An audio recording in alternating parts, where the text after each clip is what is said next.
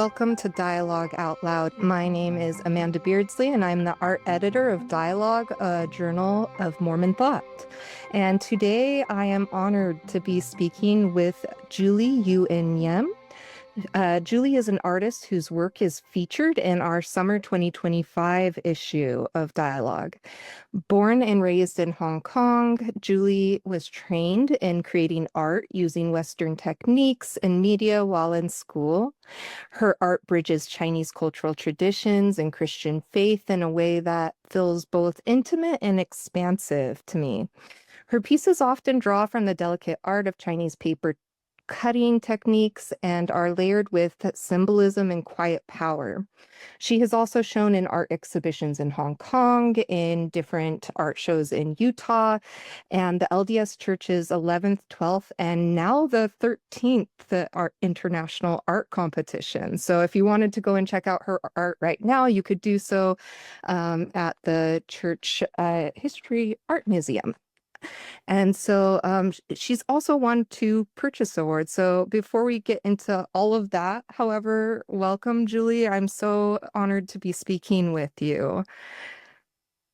My first question just asks you to tell us a little bit more about yourself. How did you find your way into being an artist? What brought you to the art world?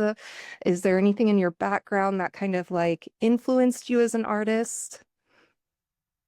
I always like to do art since I was a little girl. And but when I was in Hong Kong, when I was growing up, art is not a very important thing in Hong Kong because people are more interested in finance and business, that kind of thing. But my family, especially my mom, really encouraged me to do what I wanted to do, especially my sister. And she said, at first when I started school, started college, my family actually wanted me to do business major. But then my sister said, do what you really want to do. So I did art, and it was not an easy decision because it's not easy to find a job in Hong Kong.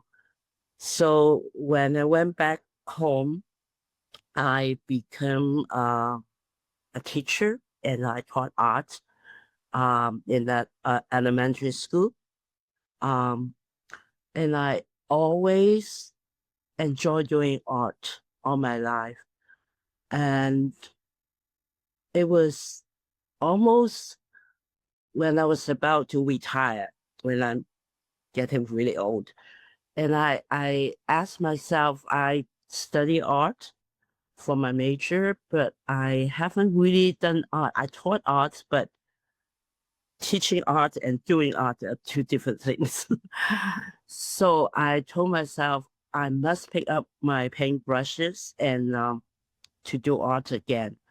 So I did, and I always have a passion for Chinese paper cutting. So that's when I decided to pick up Chinese paper cutting. And at that time, I looked through the internet and couldn't really find any artwork, Chinese paper cutting artwork that are related to religion. They are more related to traditional Chinese folk stories and traditions. So I told myself maybe I can try.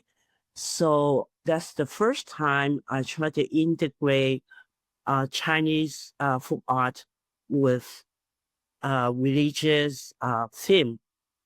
That was my first piece of artwork, which was called The Plan of Salvation. And that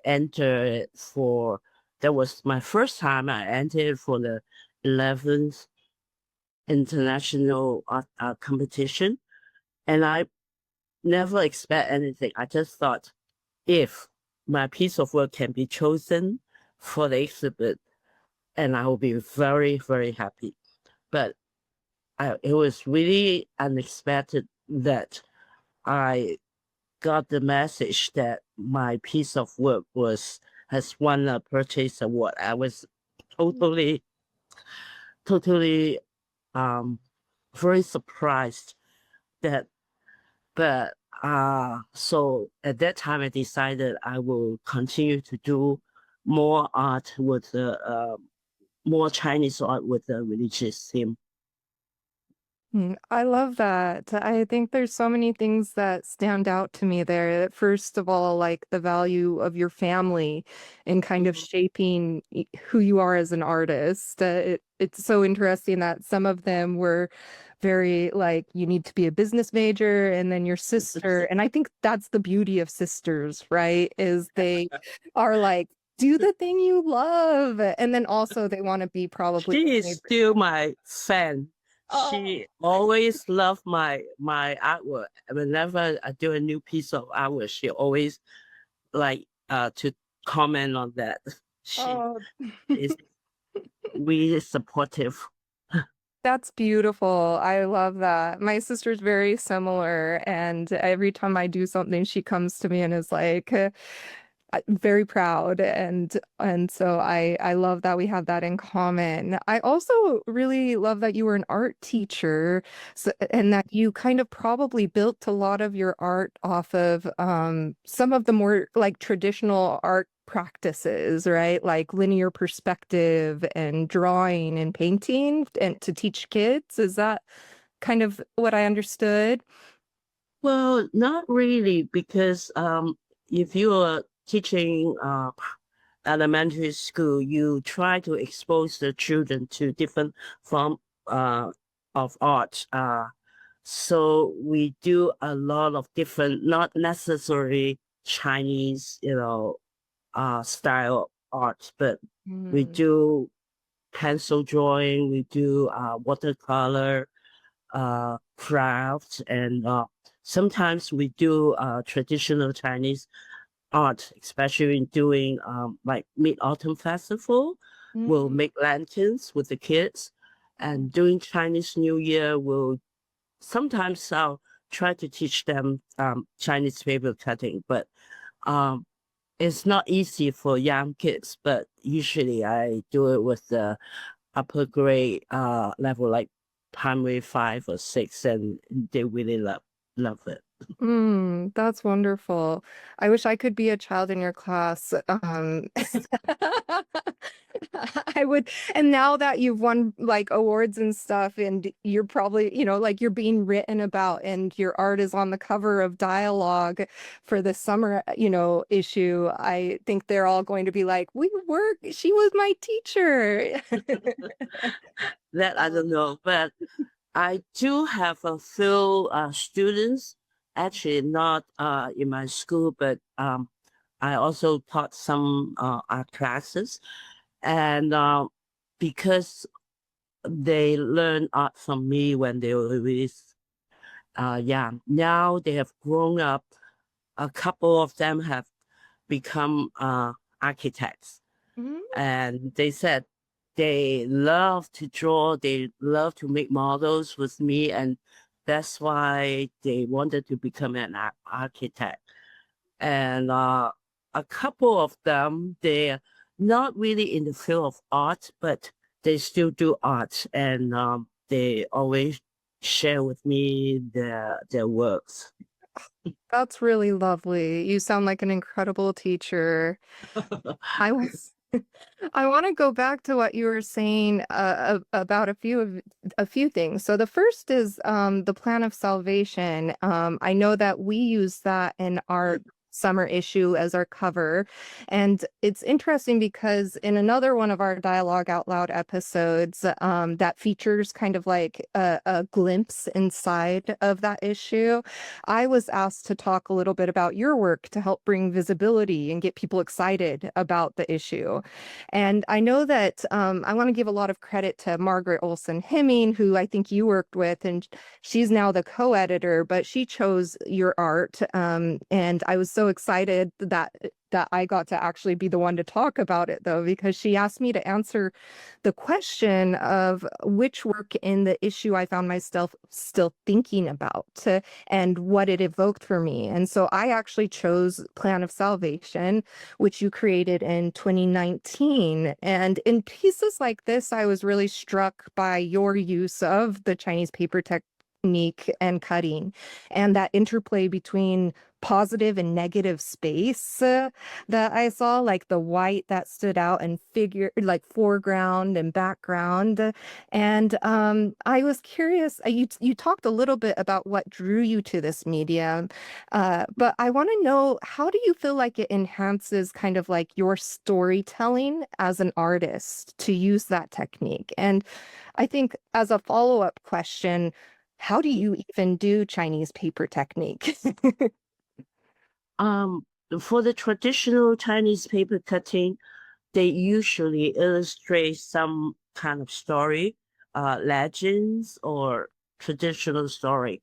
And so the most difficult part, like you've mentioned about the negative and positive space, and most difficult part is that when we do the Chinese paper cutting, we have to simplify a lot of things, like the facial feature. You can't really use the facial feature to express anything because it is very simple. So the most difficult part for me when I decided to do actually any kind of Chinese paper cutting is, what do I want to express the most in my work? So, for example, in the Plan of Salvation artwork, in the center of it, you can see two personages, which is Heavenly Father and Jesus Christ. And I wanted to show that they are the creator of the world. So I have made something that looks like the earth and then have them stand in front of them to show that. And I could only really show their eyes, not maybe a little bit of the mouth. So you can't really see any expression.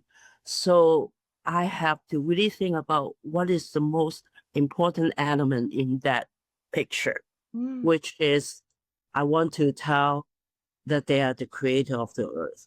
So I make that. And then surrounding the earth, I have different kinds of plantation, plants, and animals to show that they made all of this. It took me, I had to do a few sketches before I actually do the paper cutting to be able to capture what I want to express most. So that's the most important part. Okay. If you understand what I mean.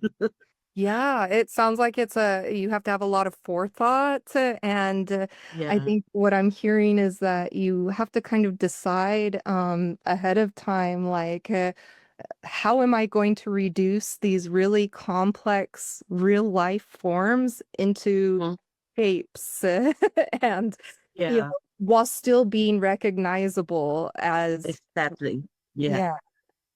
That's so neat. And I think what strikes me about what you're saying is that in this piece, especially, you're really interested and you wanted to emphasize creation with Mhm. Jesus and Heavenly Father kind of in the middle, the plants, the flora, the fauna, and all of these kind of beautiful designs around it that spiral outwards of it. And I'm curious, as an artist, do you feel like you are also in that creation process, like able to kind of mimic or relate to maybe creation itself? Like how do you feel when you're like I don't I know that like all of that is a grand design, right? To be able to make a world. And as an artist, you're doing this on like a a smaller level. So do you feel like it helps you reflect back on that creation process when you're creating yourself? I remember one general authority, I couldn't remember who it was, said that we are all creators.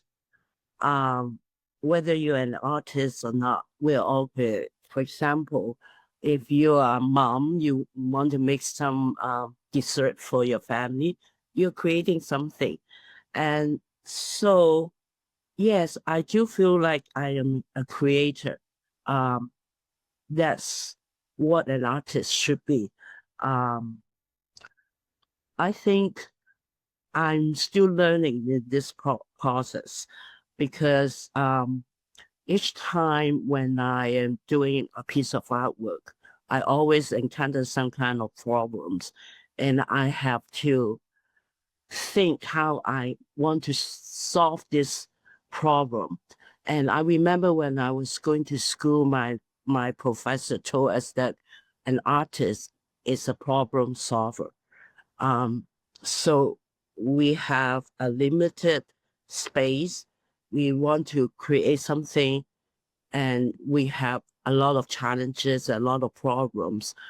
What we need to pay attention to, or like you said, what we need to reduce so that we can center our attention to the main elements. So I'm happy to say that I feel like a creator, but I'm still learning to do it. Sometimes I make a lot of mistakes. I do. But once I can solve the problem, I feel very happy. I like that humility on the one hand with the aspiration of becoming, like someone who can create your own worlds. I think that's a very powerful and empowering kind of way to think of your role as an artist. And so I appreciate you sharing that. I something that you said earlier on in this conversation was that when you looked online for folk art or Chinese paper kind of representations or artists doing that kind of work, you weren't able to find much. And so I think it's really neat that you identified kind of a gap, probably in representation, and then made your own because you didn't see yourself in maybe those things. And I wanted to ask a follow-up question to that. When you saw that, do you feel like your I guess like identity and especially with those folk techniques and also maybe even your role as a woman play into the art you create? When I first started, I didn't really pay much attention or emphasis on whether I'm a Chinese and a woman. I just want to do art because that's the thing I like. That's the thing I have passion for so many years. But then it was a few years later when I was invited to do an art for art show called Certain Women. I don't know if you have heard about that. Mhm. In Salt Lake City. Yes. Um, yeah, Certain Women, and that was the first time I really, really think about my role as a Chinese woman artist Mm. because in that art show they want to put emphasis on I think the ti- uh the title for the art show is called Heavenly Mother. So Oh. I need to do an artwork that express the importance of Heavenly Mother. And to be honest, I've never really thought too much about that. I know there's a Heavenly Mother when I was growing up, but never really uh thought too much about that. And then in order to do an artwork for that show, I really try to find references and try to find it in the scripture or any papers that I can find about Heavenly Mother. And I really learned a lot about that. And after that show, I feel that, wow, I'm a woman artist and I'm just as important as the other famous artists. Even I'm not that famous, but I feel that as a woman artist, I can contribute so much into the world of art. And also, I remember I had a meeting with the curator for the Mhm. church music, uh, church history museum, is Laura, and um she told me that she always loved Chinese paper art, paper cutting art, but she said that is the first time she's seen something Chinese paper art that has a religious theme, and she said this is really special, and that's why I think she said something like that's one of the reasons my piece of work was chosen, because not only I have a very religious theme, but I can use my Chinese background, especially the folk art techniques, to express the uh the religious theme, and that is really special. And she said she has never seen that before too. Yeah, I agree. You know, I've been an art historian for um a half of my life now. And I feel very similarly. And you know, the Heavenly Mother exhibition, I think that was for the at the Center for Latter-day Saint Art, right? Or in collaboration with That's in another art, art exhibit. Yeah. Yes, yeah. No, I worked with them recently. They're wonderful to work with. And I love that you got the opportunity to work with Laura Howe at the Church History Museum. She's doing an incredible job there. And I think another thing that kind of sticks out about what you're saying too is that like another identity that intersects with you both being a woman and Chinese as well is your religion. And I think we've kind of like skirted on that, but like I know you said you did some research on Heavenly Mother, and the way that you did that research was to look at like the scriptures. And so can you share a little bit about how your faith journey influences your artwork and the messages you aim to convey? Um, my mother was the one who brought me to church, and actually the family to church.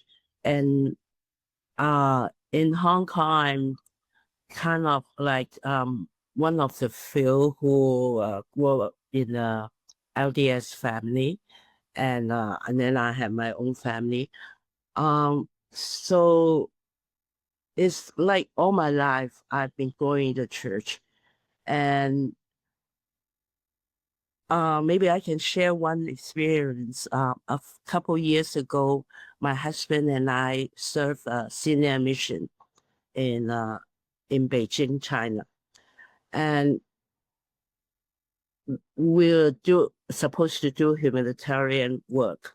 And at that time, the wife of the director of CAU, um, we had a video call, and she, you know, just a week before we went up to Beijing, she was checking on me, whether I've bought everything I need for the mission.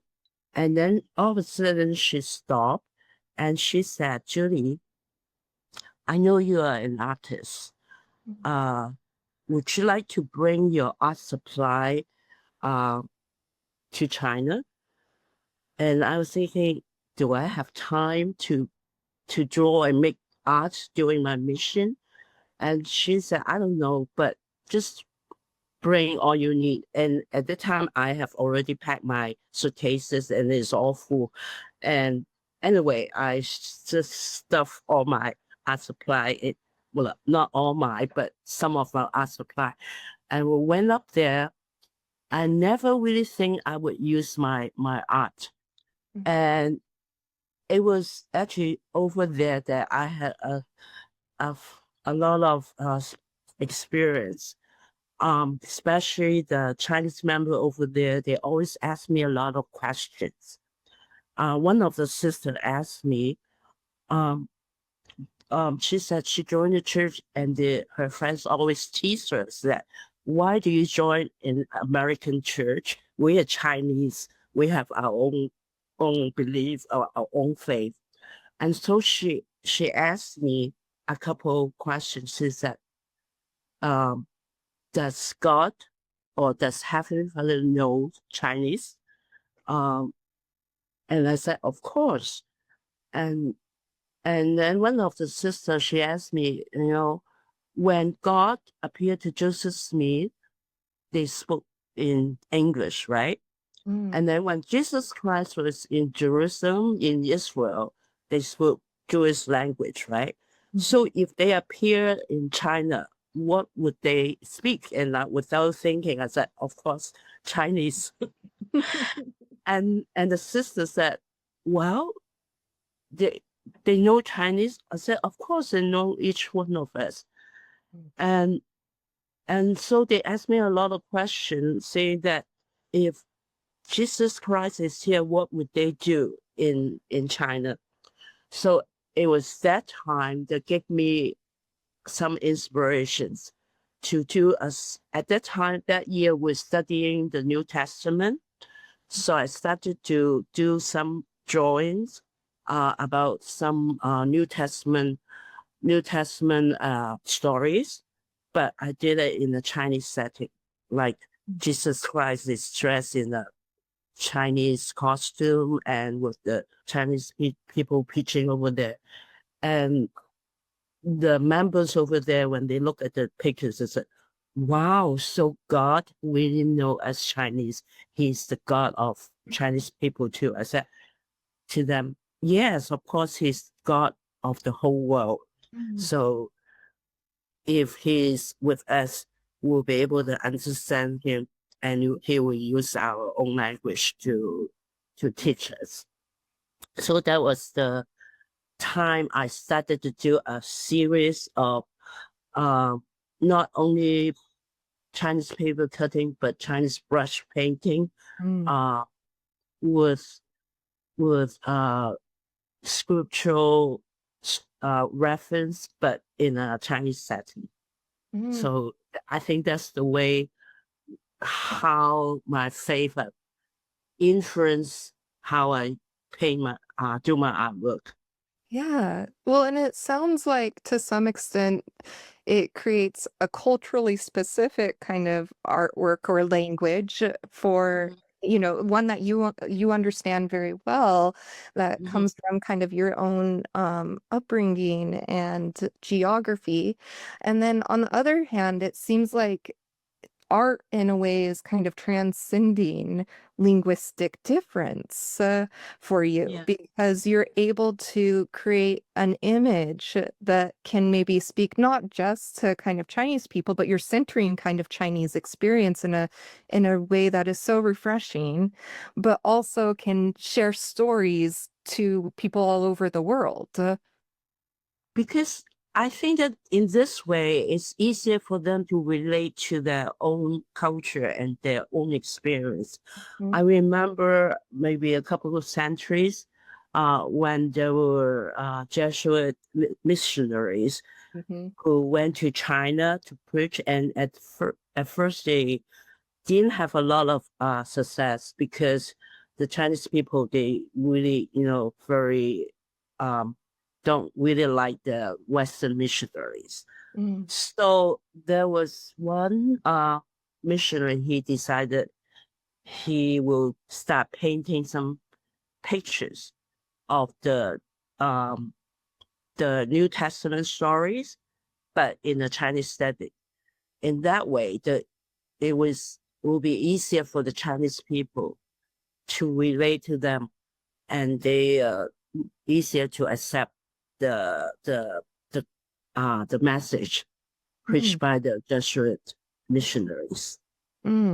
I like that a lot. Well, I know we're getting a little short on time, but I wanted to ask you one final question before I close us out. But looking ahead, are there any kind of new themes or techniques that you're excited to explore in your future projects? Any future exhibitions you'd like to plug? I know we talked about the 13th International Art Exhibition briefly. And then where can folks find you? Not your address.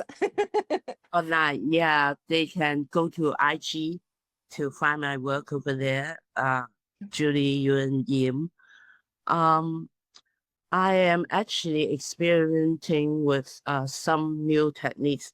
I remember one of my patrons who bought my actually he bought the plan of salvation, and he also bought other things. But once he asked me, is that the only way to do Chinese paper cutting? Can you do it in other colors? And so I've been trying to experiment with different medium, and yeah, I do have my plan. When I'm doing Chinese, I will employ more mixed medium techniques in my work, because I do Chinese brush painting, and also I do Chinese paper cutting. So I'm trying to see if I can integrate the two different mediums into my new artwork. Oh, well, I'm so excited.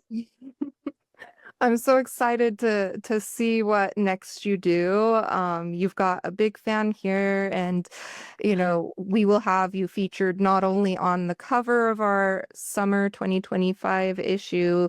We have several of your Chinese brush painting pieces, as well as other Chinese paper techniques. So thank you so much for being with us today, Julie. I want to leave listeners with the prompt to go ahead and check out our website, dialoguejournal.com, where you can find a lot of Julie's art. We post all of it on there. And we also have other podcasts, interviews, and audio stories. So thank you for being with us, Julie, and thank you for listening. Thank you.